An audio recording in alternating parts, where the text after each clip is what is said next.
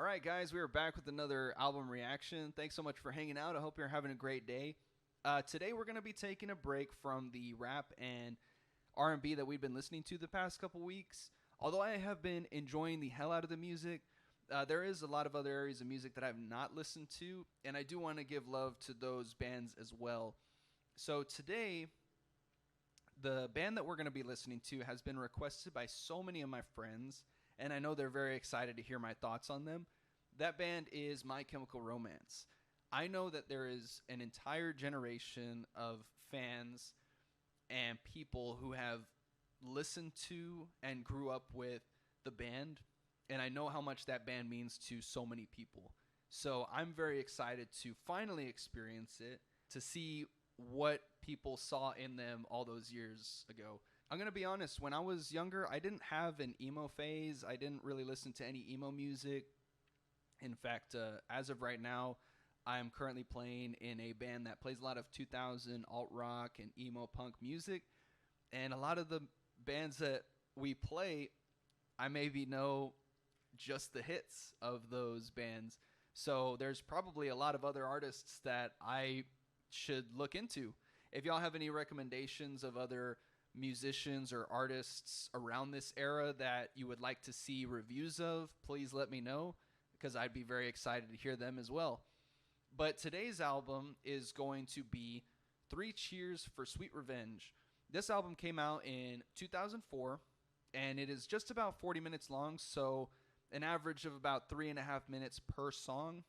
So the first song off the album is Helena, which I'm pretty sure I've heard before. I think I've heard this before. Track number 1, Helena.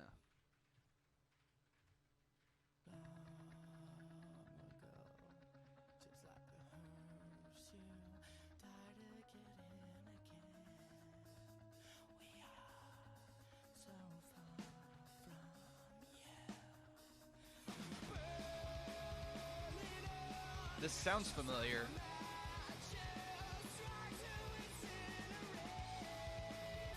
I just love the energy of this era of music.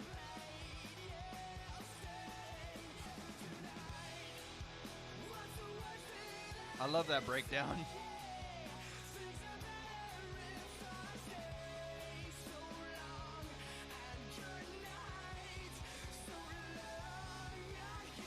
Yeah, okay, once that hook came in, I recognized it. There's a lot of nuances in the drums that change from verse to verse, line to line, and chorus to chorus. So I really like this as a drummer because it keeps me mentally active throughout the entire song.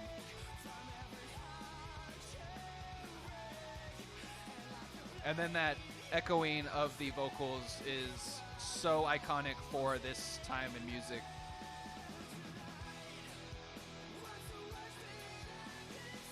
Yeah, there's so many dynamics working in just this first song.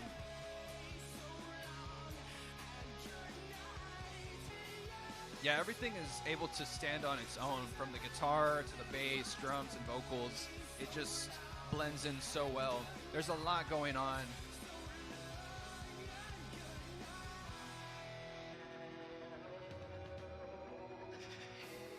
That's a cool effect on the vocals. Tom work on the drums was a staple for this era of music also. I do remember that.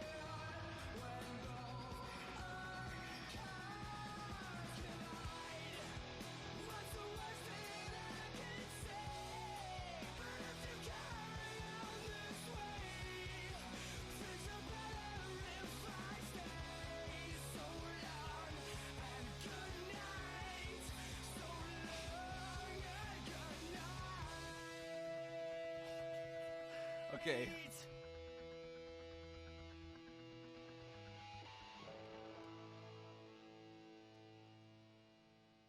So it just fades out. Okay. So that being the first song of this album, is this their debut album? I don't think so. But for that being the first song on the album is such a fucking statement for the rest of the album. Like, oh my God, that was so good. I can tell why it's one of their most popular. But also, when I had joined 18 Hours, the band that I'm currently in, what I really noticed was a total musical shift in my mentality when it came to playing this music live. And that's, there's so much dynamic from verse to chorus and then back to the verse. It may not be the same beat from first verse to second verse or first chorus to second chorus, even the bridge. I mean, every part is so complex. You have to really know exactly what you're doing, and you have to just, you can't just rely on the band to give you those cues. You have to know your cues. The music is just not going to work if you don't. So it made me appreciate this era of music that much more and actually see the musicianship within it. Yeah, that's really good energy right off the bat. So the next song is track number 2, Give 'Em Hell Kid. A running bass. Okay.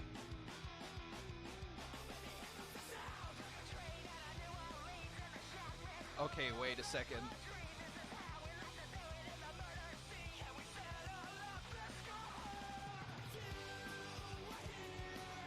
I really liked that sinister setting that just put me in.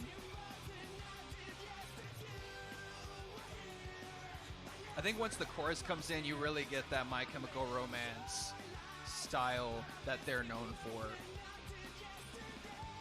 But those verses really gave me a whole different perspective on the band. It kind of painted them in a different color that I was used to.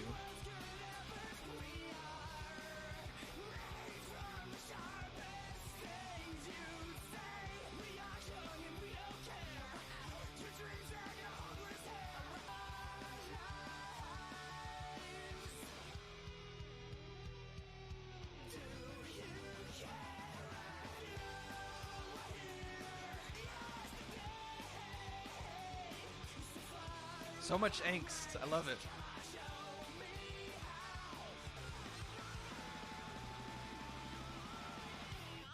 Yeah, no, that was really good energy across the board. I really like that running bass. That kind of set the mood for me on that one. Something that I'm not really used to hearing when I think of MCR. So that was really cool. And of course, when the chorus finally kicked in, it had that iconic MCR flair that we're so used to hearing. As far as the actual lyrical content is concerned, I mean, you can tell there's a lot of that early 2000 angst in there, and you can see a little bit of the edginess as well, which I'm all for. I think as long as the message is very unique and not cookie cutter, then it really hits on so many other levels because it's so nuanced. Some of my favorite lines off of that song, just off of that first listen, was if you were here, I'd never have a fear, so go on, live your life. But I miss you more than I did yesterday, you're so far away. That was a really nice line. And then also, because I mean this more than words can ever say, some might say we are made from the sharpest things you say. And it's true, because a lot of the times the most character development that we experience as people is when people hit us the hardest. And then we have to do some deep diving into ourselves to find out who we truly are as people. So that is really cool to see. And I don't know how old they were at this time, but that's a really mature outlook on life, to be honest. So the next song is To the End. Track number 3, To the End. He calls the mansion not a house but a tomb. He's always choking from the stench and the fume. The wedding party all collapsed in the room. So send my resignation to the let's go down. This elevator only goes up to 10. I like the mood that the guitar is setting here. The upbeat on the hi-hats is a good choice too.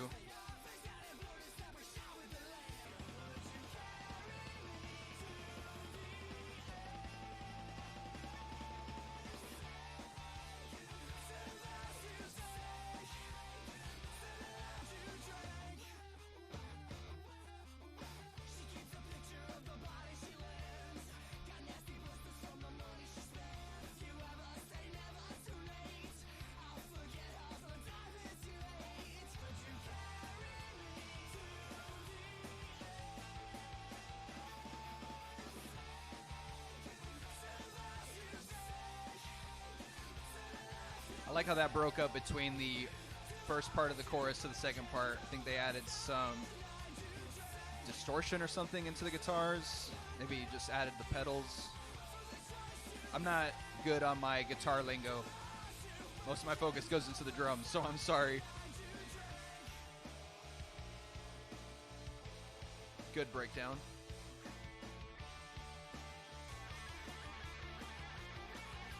So this is like the solo section.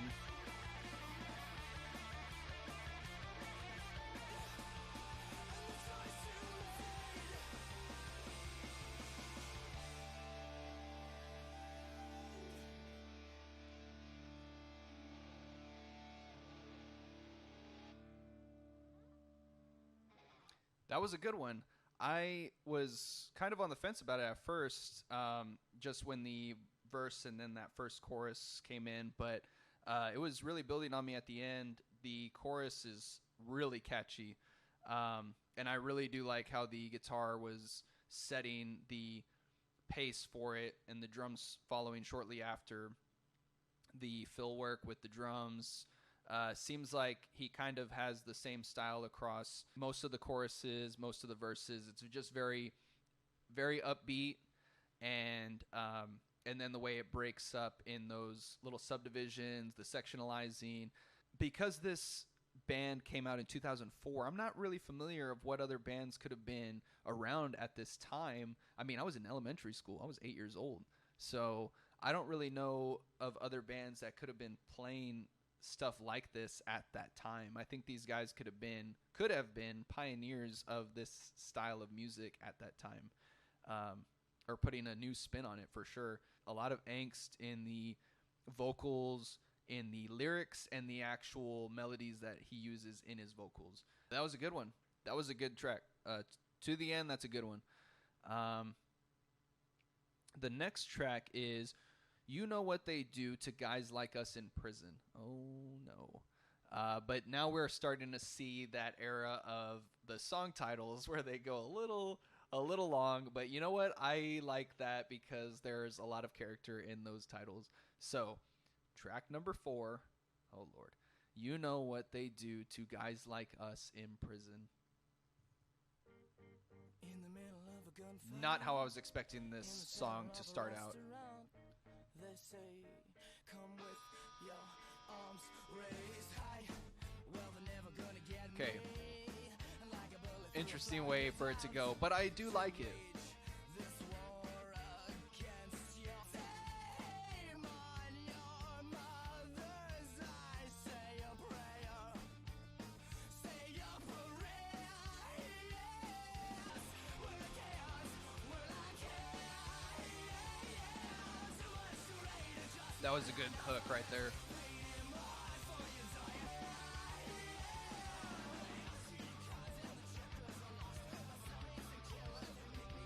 Good choice by the guitar right there.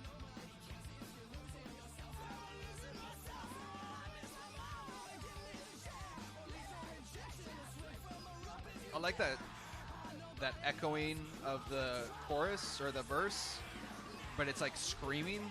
That's a good choice too.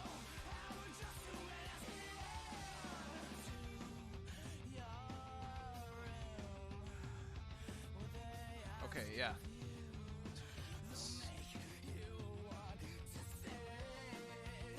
That was a good tom pattern.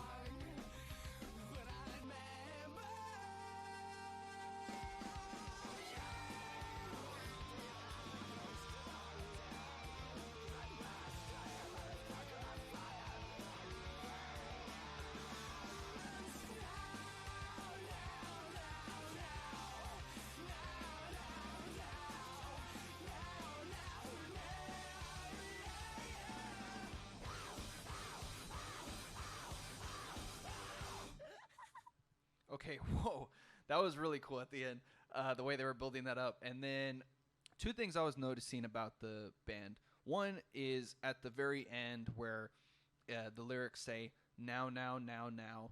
And then in parentheses it says, I can't explain. And then now, now, now. And it says, I can't complain.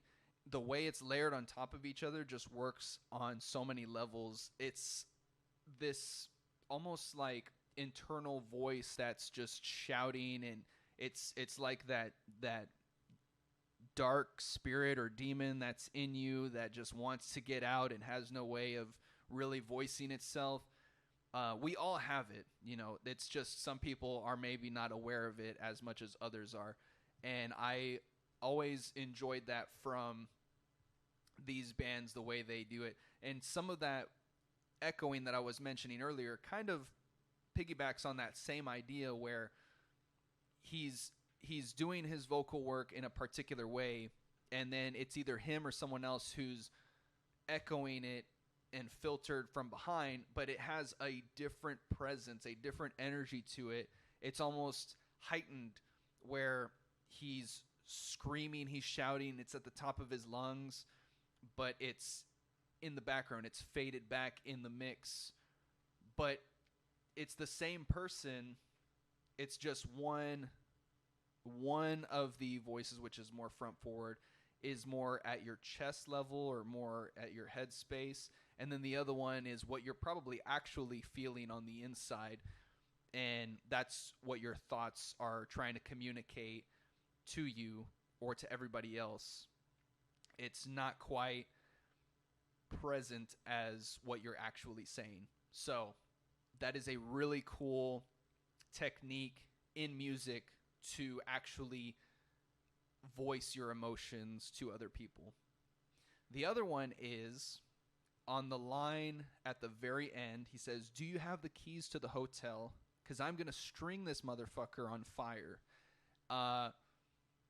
This is 2004 when this came out, so I'm trying to get into the headspace of that. I was 8 years old when this came out. I feel like lines like that were so taboo at that time that it kind of puts in perspective where this band actually was in the musical scene at the time.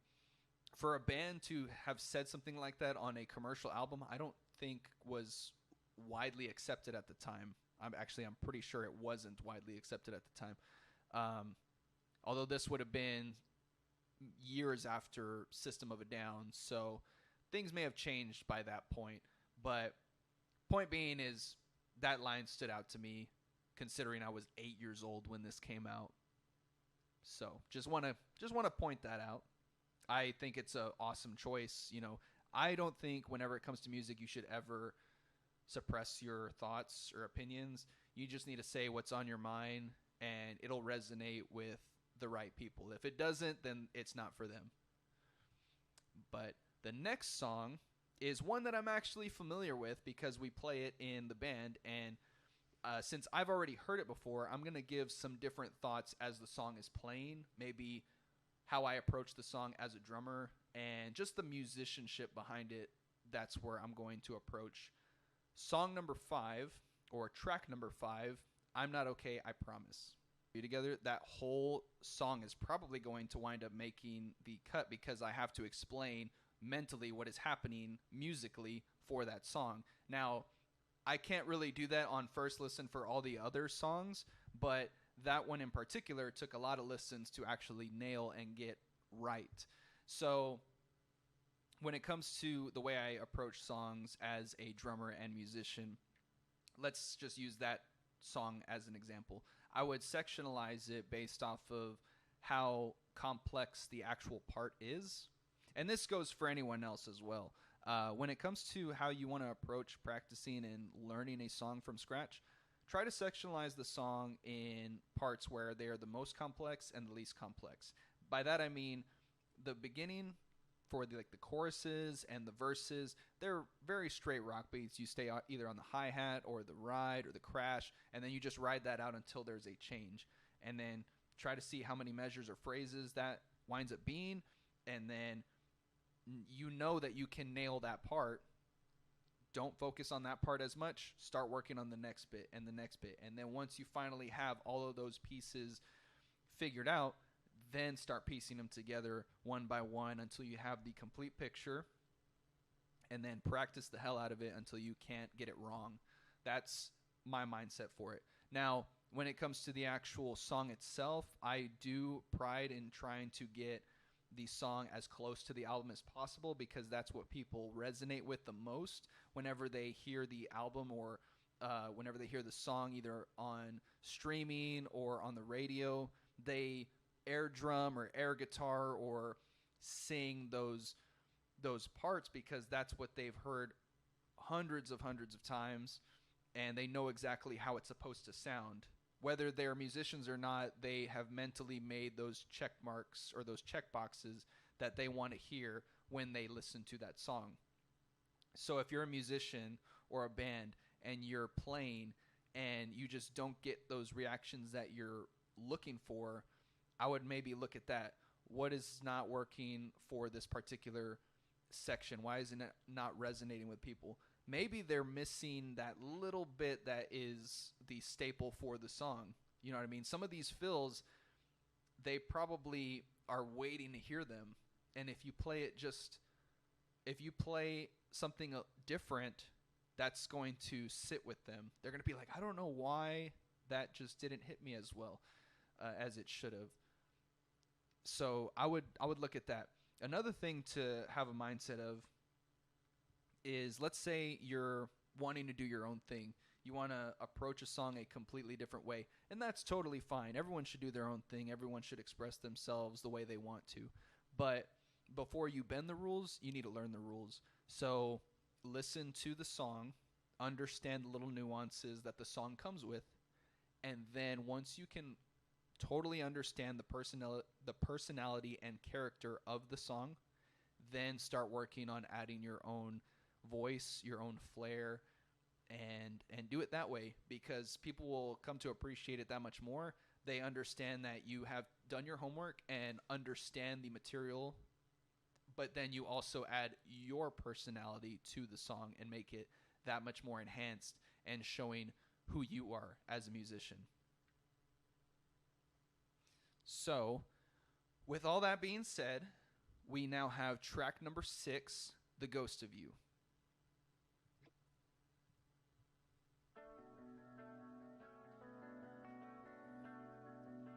I'm already curious to where this is going to go because it's starting out so soft.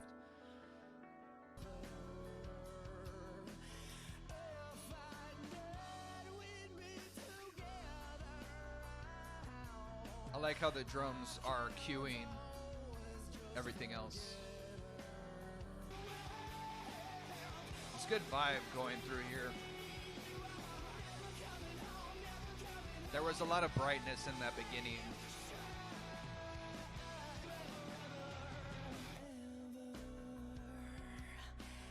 Good transition back into that softer part.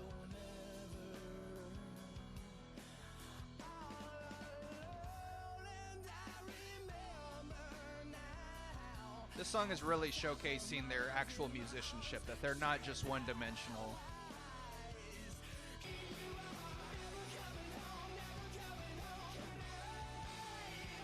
That's a good hook.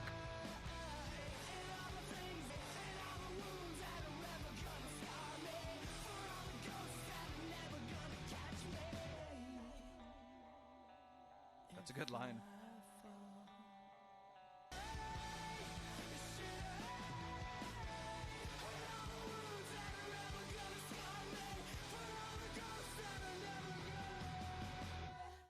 Okay, wow. No, that is really good. I really like that one. That may actually be my new favorite from the new ones that I've heard. Let me take a look at the words real quick. The way that it was so much brighter than everything else that I had heard, but it still had this darkness to it. I mean, that's, I think, the main staple of the band. Even when it has those bright pockets in the song, there's still that emotional weight and darkness to it, and I think that just comes with the band itself. But a lot of these lines, like, I can't always just forget her, but she could try. At the end of the world, or the last thing I see, you are never coming home, never coming home. Could I, should I? And it's pretty much just saying, the way I'm interpreting it is, you have this longing for somebody, and you know that they're gone, right? And you think to yourself, should you stick around? Could you stick around? And just coming to terms and accepting where you are and where they are in life. And some things just aren't meant to be. And you have the line where it says, all the wounds that are ever going to scar me, for all the ghosts that are never going to catch me. And it's basically, some people, they do turn into ghosts. They do turn into just people that are this looming presence that you never see. You're probably not going to cross paths with again, that they're never going to catch you. For instance, if they ever come back, you're already moved on. You're already at another point in your life. So that's how you have to approach things moving forward in life. And that's how we all grow as people. So I think that one, on a lot of levels, really resonated with me emotionally. I think that was a really solid song. Definitely the standout one for me across the new songs that I've heard. The next song is Jetset. The Jetset Life is Gonna Kill You. Track number 7, The Jetset Life is Gonna Kill You.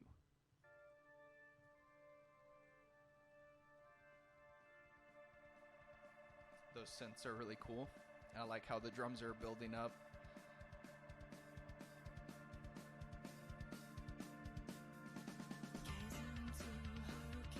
The drums are very clean. What I mean by that is because it has a closed hi-hat, it gives it this very direct and distinct sound. Kind of gives you an opportunity to listen to what's going on around the mix as well.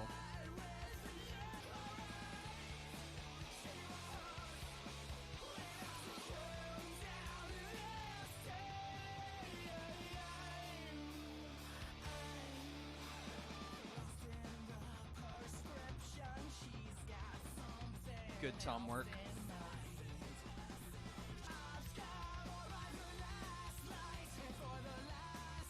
Good inflection on his voice right there.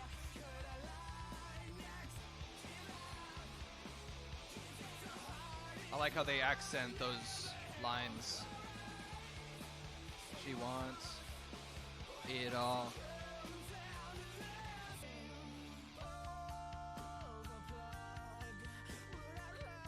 I'm kind of getting Avenged Sevenfold vibes with the way it brightens up right here. Those synths are good. It's almost like a lullaby, like a music box.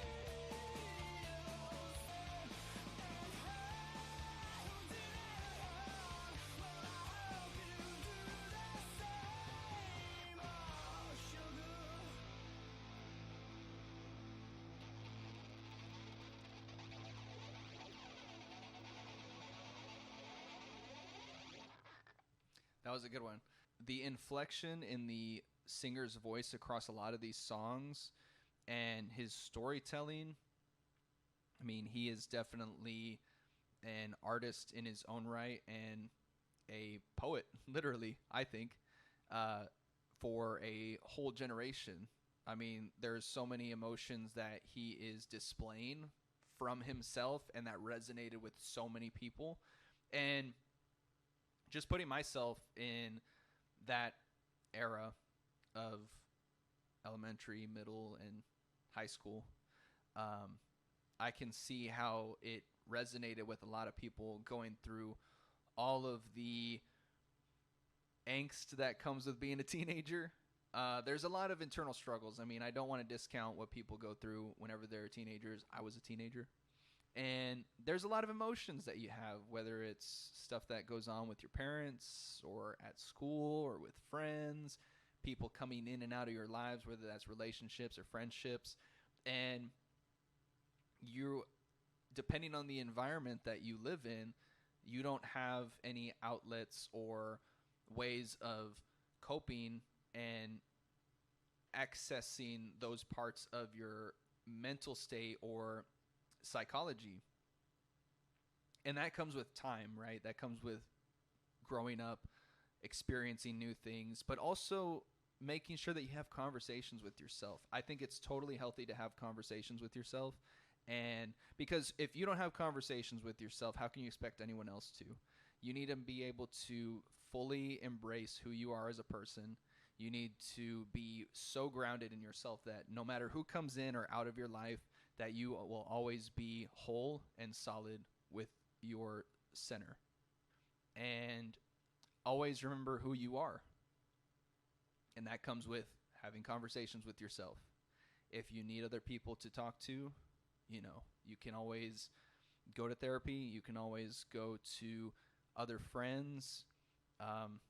Yeah. I mean, and then especially things like music. I think other outlets like art, painting, music, singing, working out, sports, all sorts of hobbies can turn into a passion that can be emotional outlets for yourself. If you don't have hobbies, I would recommend looking and seeing what interests you. Anything can be a hobby. You just have to really dive in and see what clicks for you on an emotional level and where you find the utmost joy in. So I know that's a lot to really take in from just one song, but the music like this resonates so much with people, and there's a reason behind it. So many people resonate with this type of music, and for that era. I was not exposed to this type of music when I was younger. Had I been, I probably would have gone a completely different route in my life. I went a separate route listening to the music that I listened to. So I think that as a person, music has a very strange and unique way of guiding us on a path that we didn't even realize existed. I know this is getting incredibly deep, but I think these are conversations that some people need to be exposed to, and I hope that either you have been exposed to it, and if not, I would be very happy to be the first person to share this conversation with you. That being said, we're now going to go to track number 8, which is Interlude.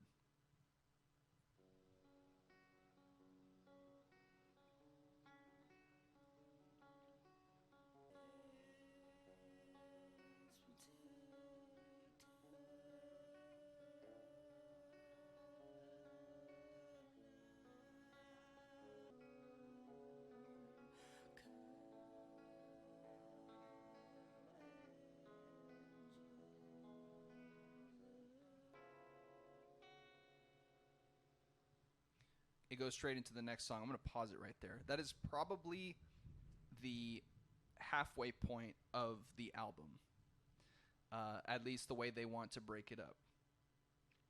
I think it's a very smart choice to include that track, even though it's a minute long. I think it's very smart to include that track as its own song to split up the album, but also because it shows a gentler side to what we've already experienced. It had a totally different vibe altogether, different energy about it. The singer had a very soft way of expressing his thoughts. They had the acoustic guitar behind it. The vocals on that track were so raw in that you can tell there was a little bit of unease in there. They weren't as direct. Of course, the singer would do a much better job doing that track than I ever would. But I think it's done like that by design, because whenever there's too many perfections in a song, it loses its charm, it loses its emotion. When there are those little imperfections in any of the instruments or in your voice, it shows some level of reality. It shows some level of groundedness in that we are imperfect people. We are flawed. And I think that's a great way of truly showing who you are and not having any sort of alteration to your voice.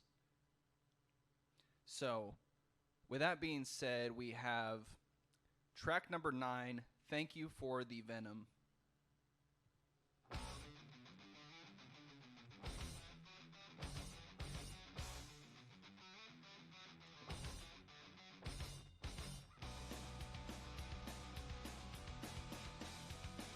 Very heavy guitar.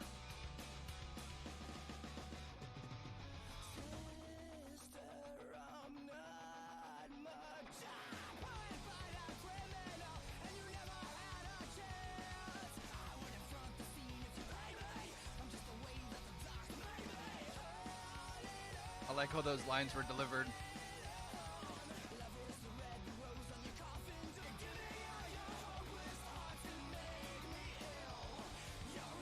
Wow.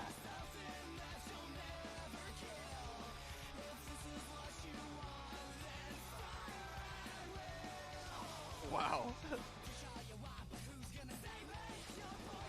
This feels very nostalgic for some reason. It feels very familiar.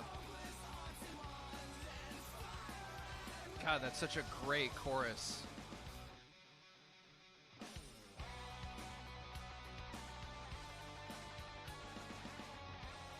I love these breakdowns.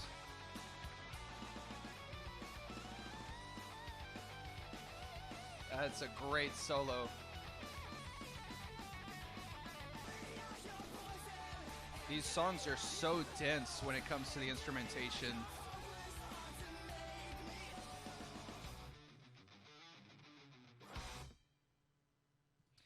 If you're a musician and you listen to songs like this and your first impression is, oh, that's some angsty shit, or you just think it's, you know, simple or anything like that, then you need to get your head out of your fucking ass, because stuff like this is, as a musician, as a drummer who has tried to learn stuff like this, these songs are so musically dense, and even if they have repeating parts, your part is never going to be the same.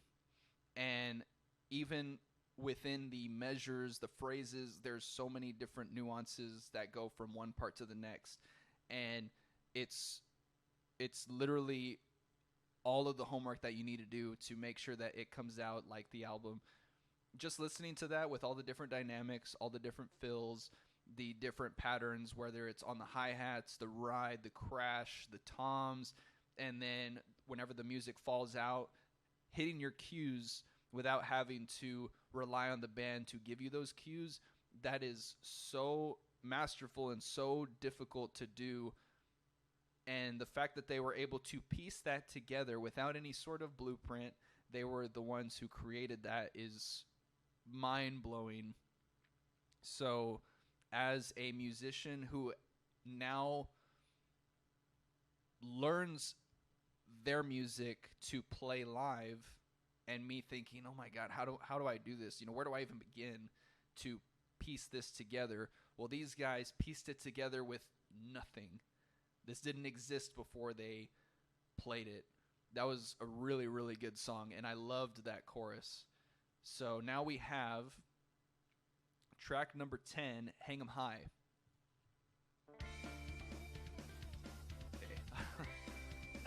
Such a vastly different style that I was not expecting. Almost had like bordering on country, like a train beat or something. That was really cool.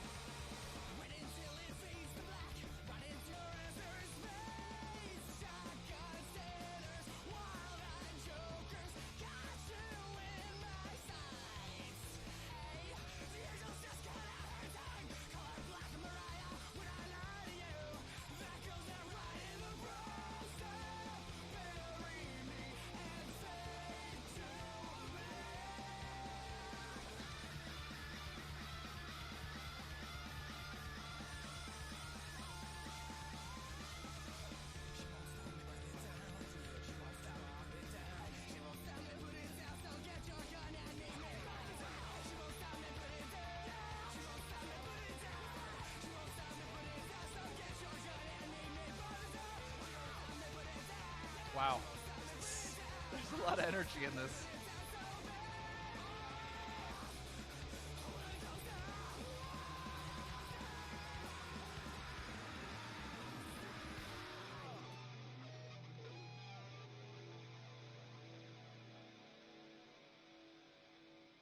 I always like that little touch where they add that chaotic guitar strumming at the very, very end. I don't really know what you would call it, what the musical term is it for it, but Even the way what's building up at the end, and then when it dropped out for those last little lines, "Don't stop if I fall." It's always like you're anticipating it, but it always catches me off guard just a little bit, and I think that's very masterful.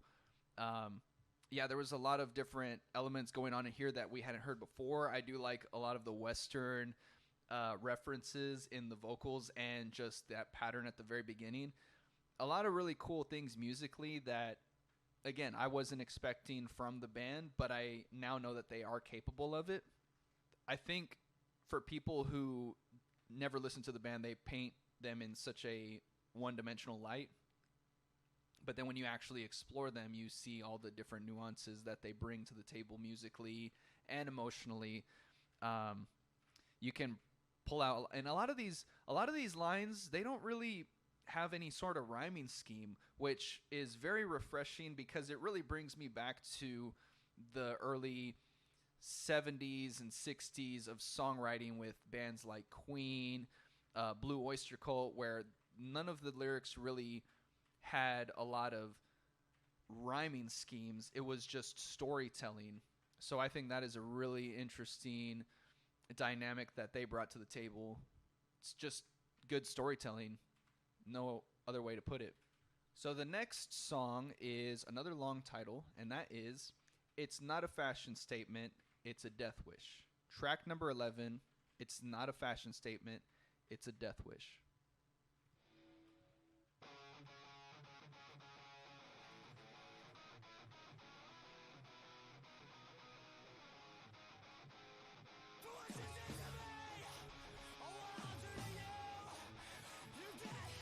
This is a guitar pattern that I feel like I've heard in other bands, so I want to see what separates this from others. Well, I think the energy for sure has already said that. The energy in the drums, and then also just the texture of the singer's voice for sure.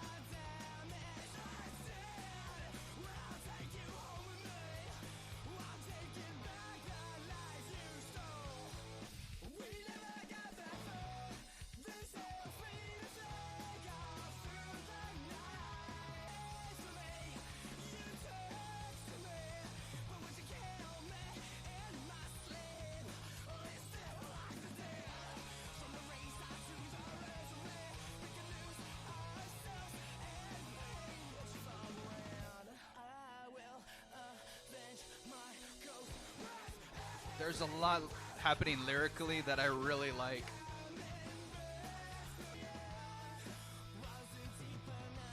Okay, yeah, this is a good breakdown, the way they throw those toms in.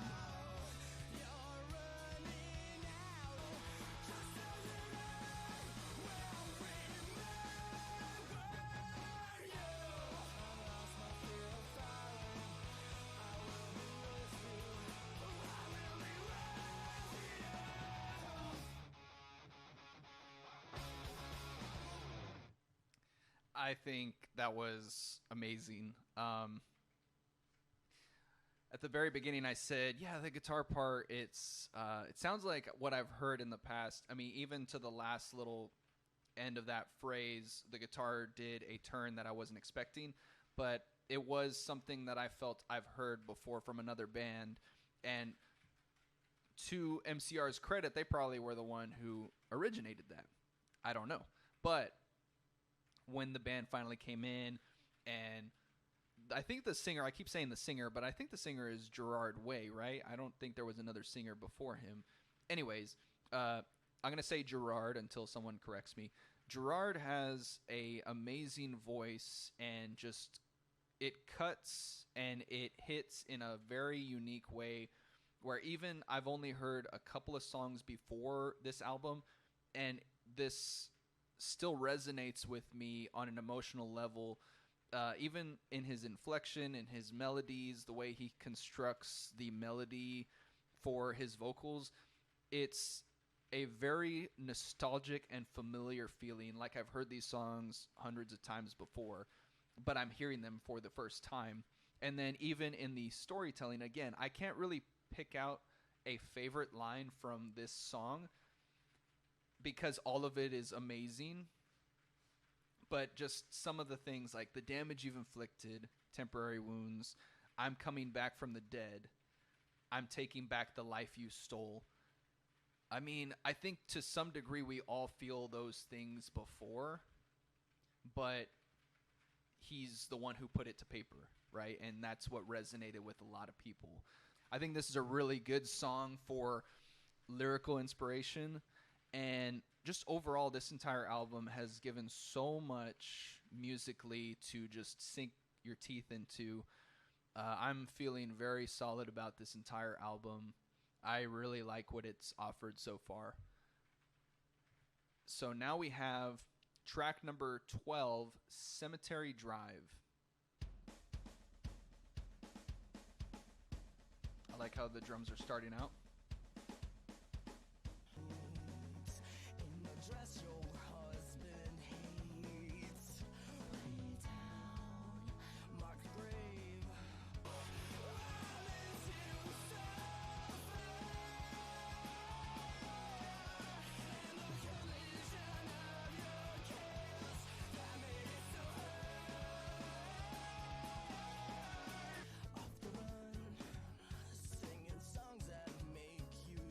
That's an interesting drum pattern that I was not expecting them to pull off.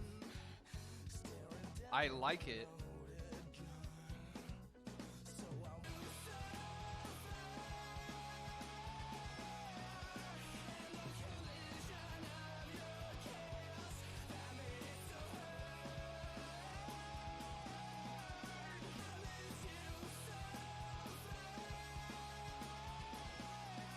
It's a good inflection on so far.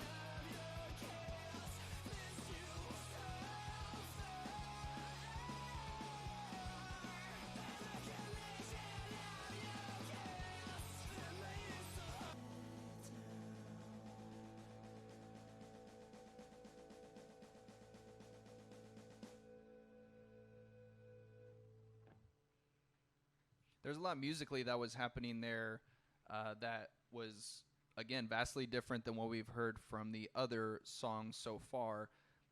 The way the drums were doing that little marching pattern at the beginning, or the little train beat.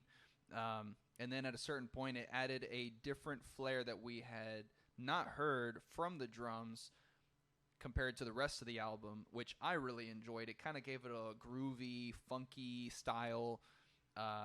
And then, of course, it drove again. It brought the energy level up.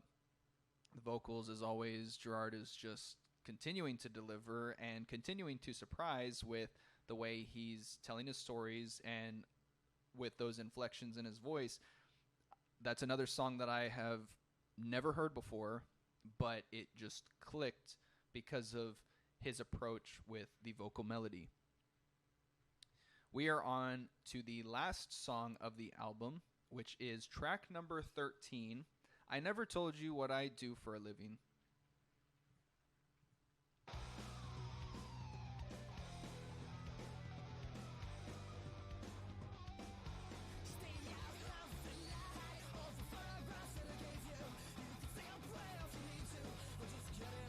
Interesting approach from the guitar and the drums at the beginning and then into this.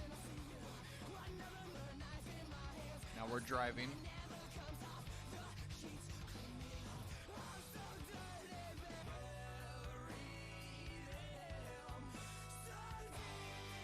I love that it's softened up right there.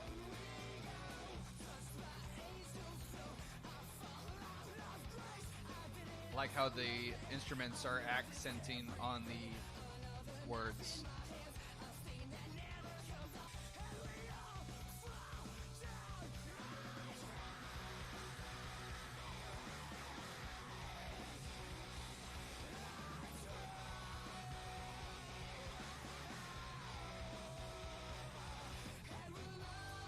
We got some screaming out of him. That's pretty cool.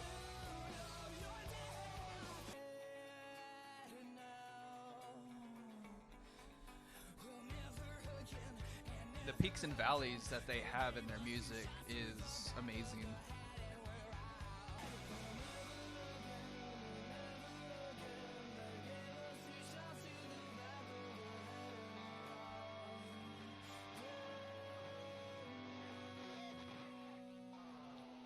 Damn. What a way to end off the album. That's insane. That's an insane way to end the album. Such a good body to the overall structure of that song. The lyrics were just hitting, the rhythms, and you can really tell the emotional weight that they bring, especially Gerard in his voice when he kept repeating those lines. Well, I tried. I mean, that's a staple from the emo bands of the time. I mean, a lot of people turn it into a joke, but it's when you really listen to it, I mean, there's so much that a lot of people can relate to in these words. I think a lot of people would be surprised at how much they can probably relate to these musicians. And even when he finally started adding that extra strength and dirtiness to his voice with the screaming, I think it was very well placed. I didn't really hear a whole bunch of screaming across the album. And I think that was clearly done by design, but I think this was very well placed, had so much extra emotion in the story to it compared to the rest, and I just loved the final, I guess what you would say, verse, and we'll love again, we'll laugh again, we'll cry again, and we'll dance again, and it's better off this way, so much better off this way. There's just so much unique things happening, and I think that's just MCR in a nutshell. They having experienced this album for the first time, I don't think there was even a weak track on the album. As of right now, as far as where the album is sitting with me,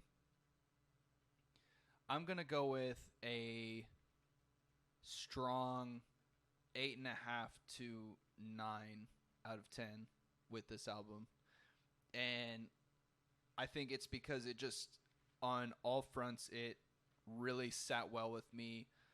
It didn't feel like it was going to take many extra listens to get to a point where I love these songs. I think I'm already there. I think it has a lot to offer in terms of inspiration, in terms of emotional perspective. I'm sure there's a lot of different situations where these songs can really resonate with me or with anyone else.